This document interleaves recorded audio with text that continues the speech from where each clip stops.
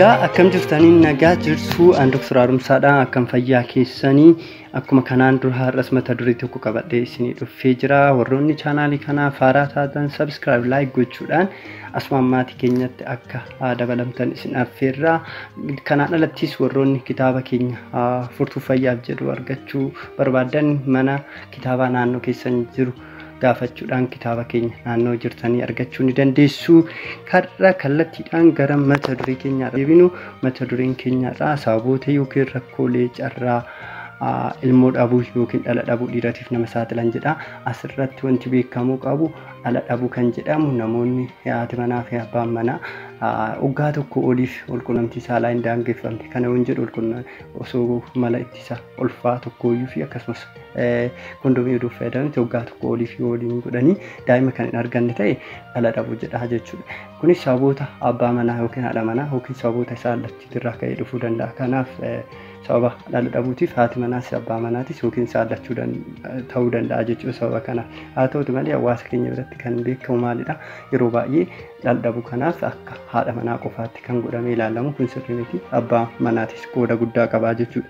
Egaa sababoonni garaagaraa abbaa manaa irratti miidhaa garaagaraa karaa garaagaraatiin geessifamu ga'uudhaan akka ispaarmiin gahaan hin oomishamne gochuudhaan carraa dhala dhabuu kana xiqqeessuu danda'u, carraa dhala dhabuu kana isatti fiduu danda'u jechuudha. Kunis maal gochuudhaan akka ispaarmiin hin oomishne gochuudhaan tokko inni biraa immoo ispaarmiin oomishame sun akka sirrii hin taane bocinsaa sirrii akka hin taane gochuu danda'a jechuudha. Inni biraa ispaarmiin gahaan yookiin lakkoofsi ispaarmiin oomishamu akka gahaa hin taane gochuudhaan carraa dhala dhabuu kana namatti dabaluu danda'a jechuudha. Inni biraa immoo ispaarmiin oomishame sun ispaarmiin sun qaama cidhaan keessatti oomishamuun bichaan qofti gahaa miti. Ispaarmiin achitti oomishame sun ujummoolee garaagaraatti fudhatamee cidhaan keessatti erga oomishame booda cidhaan irraa ka'uudhaan ujummoolee garaagaraatiin ba'uudhaan qaama saalaa dhiiratiin qaama dubartootaa keessatti dhangala'uu qaba. Egaa karaa kanarratti gufuun tokko yookiin ulaan ujummoolee kan inni yookaan duudu ta'e ispaarmiin kun iddoo barbaachisu waan hin geenyeef kunis carraa dhala dhabuutiif nama saaxiluu danda'a jechuudha. Kanneen irratti yoo rakkoon kan jiraatu ta'e ispaarmii balaadhaaf nama saaxiluu danda'a jechuudha. Mee rakkooleen yookiin sababoonni carraa dhala dhabuu dhiiratiif nama saaxilan maal fa'a? Tokkoffaa irratti sababoonni yookiin rakkooleen dhala dhabuu dhiiratiif nama saaxilan alkoolii garmalee dhuguu. Alkoolii garmalee dhuguun carraa dhala dhabuu kanaaf nama saaxila. Kanaaf dhuguu hin qabnu. Inni biraa tamboo aarsuun. Tamboon aarsuun ispaarmiin sirrii fi akkasumas lakkoofsan gahaa hin taane gochuu waan danda'uuf kanas tamboo aarsuus hin qabnu. Inni biraa araadawwan garaagaraa sadaffaa irratti araadawwan garaagaraa kanneen akka caatii ta'uu danda'a fi akkasumas immoo araadonni garaagaraa jiraachuu danda'a. Amma maarwaanaa ta'uu danda'a akkasumas shiishaa garaagaraa ta'uu danda'a akkasumas qorichoota biroo araada garaagaraatiif fudhatamu kunniinis akka ispaarmii gahaa fi akkasumas immoo sirrii hin taane waan oomishuuf kanas fudhachuu hin qabnu jechuudha. Carraa dhala dhabuu dhiiratiif nama saaxiluu danda'a jechuudha. Inni biraa dhibeelee walqunnamtii saalaatiin daddarban. Dhibeeleen walqunnamtii saalaatiin daddarban keessattuu ujummoolee kanneen madeessuudhaan ispaarmiin akka sirnaan iddoo barbaachisaatti hin deemne gochuudhaan akkasumas immoo cidhaan dhiiraa miidhuudhaan carraa dhala dhabuu dhiiratiif waan nama saaxiluuf kanas dhibeelee kanneen irraas of eeggannoo guddaa gochuun barbaachisaadha jechuudha. Dhibeelee walqunnamtii saalaatiin daddarbaniin akka hin qabamne gochuun baay'ee barbaachisaadha jechuudha. Kunis sababa dhala dhabuutiif waan nu saaxiluu danda'aniif jechuudha. Inni biraa haa ta'uuti malee sababoota shanaffaa irratti qorichoota ogeessa yaalaatiif dhibee garaagaraatiif kennameetii fi akkasumas immoo ajaja ala fudhatama. Yeroo tokko tokko maalidha?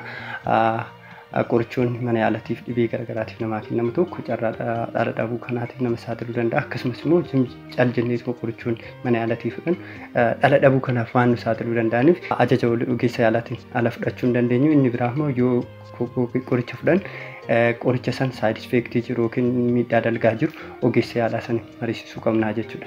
Darbee darbee qorichoonni tokko tokkos dhala dhabuudhaaf waan nama saaxiluu danda'anidha jechuudha. Inni biraa jaaffaa irratti ulfaatina qaamaa guddaa jechuudha. Yoo namni tokko baay'ee furdaa ta'e qaamaan isaa kunis hormoonii qaama keenya keessa jiru jeequudhaan akka ispaarmii gahaa fi lakkoofsa sirrii hin taane oomishuu gochuudhaan carraa dhala dhabuu dhiiratiif nama saaxiluu danda'a.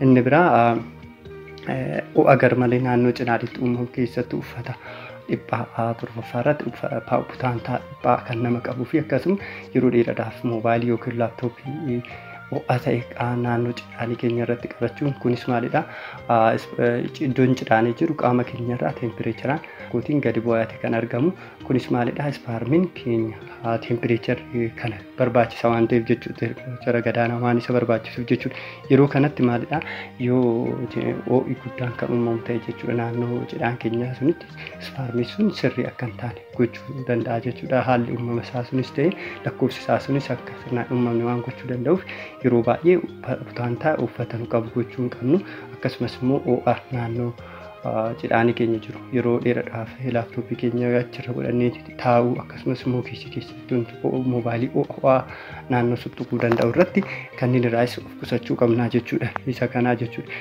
inni biraa rakkoolee fayyaa biroo qabaachuu 8ffaa irratti rakkoo akka kalee fi dhibee kalee fi kan birootis yeroo tokko darbee kallattiinis ta'e kallattiidhaan ga'uudhaan carraa dhabuu kanaaf nama saaxiluu danda'a akkasumas immoo rakkoon sammuu tokko darbee carraa dhabuu kanaaf nama saaxiluu danda'a kanaaf jechuudha carraa dhibee kanas yoo kan yaalamu ta'e carraan dhala argachuu keenya dabaluu danda'a inni biraa dhiphinni garmalee ta'e kunis maalidha hormoonota qaama keenya jiran jeequudhaan hormoononni akka ispaarmiin oomishuuf gargaaran akka sirnaan oomishne gochuudhaaf carraa dhabuutiif nama saaxiluu danda'a inni biraa miidhaa qunnaffaa irratti miidhaa qaamaa yookiin rukuttaa cidhaan irra ga'udha jechuudha egaa akkuma beekamu yoo cidhaan keenya kan miidhamu ta'e sababoota miidhaa rukuttaa akkasumas immoo miidhaa garagaraa irra ga'uudhaan yeroo kanattis dhala dhabuudhaaf nama saaxiluu danda'a kanaaf cidhaan keenya irra yoo rakkoon ga'e akkasumas immoo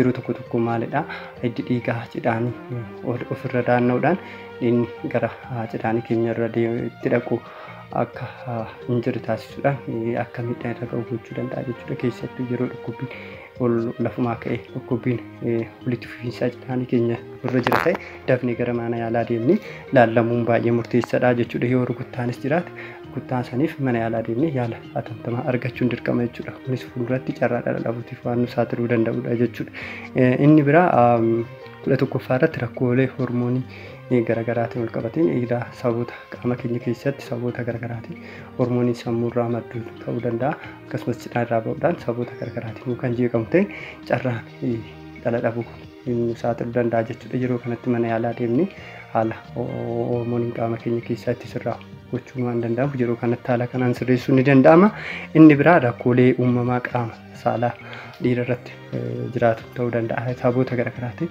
uumamni qaama dhiiraa fakkeenyaaf cidhaan tokko garaa keessatti osoo gadi hin darbin jechuudha gogaa isaatti gara alatti mul'atu yookaan argamne ta'e garaa keessatti kana fuute kunis ispaarmiin sirriin taane oomishuu waan danda'uuf yeroo kanas carraa dhabuutiif nama saaxiluu danda'a egaa kunniin akka waliigalaatti carraa dhala dhabuu dhiiroo irratti warroota dabalanidha kanaaf wantoota kanneen irraa of eeguun akka carraa dhala dhabuu yookiin dhala dhabuu kana sirreessuun hin danda'ama jechuudha wantoota kana irraa of qusachuun jechuudha akka waliigalaatti wantoota maal gochuu qabna kan jedhu egaa kana wantoota armaan olii kana gochuu hin qabnu wantoota ammas hin jenne kana sirreessuu jechuudha kanneen akka araada garagaraa gochoota garagaraa inni biraa yeroo kana goone haala kanaan isin taane mana yaalaa deemnee ogeessa yaalaa mariisisuudhaan wantoonni sirraa odeessan jira jechuudha rakkoolee fayyaa birootiif akkasumas immoo rakkoolee amma osniin jedhe kun mana yaalaa deemne sirreessuu dandeenya jechuudha anarraa isin qabadhe kanuma yeroo itti aanutti akkasumas immoo akkamitti fayyummaa ispaarmii dabaluu danda'a kan jedhu viidiyoo gabaabaa qabadheen isin dhufaa yeroo dhiyootti ammas itti fayyaanaa ta'a chaanaalii kanaaf warra haaraa ta'an sabskiraayib laayik gochuun asumatti maaskeenyatti akka dabalamtan isin affeerra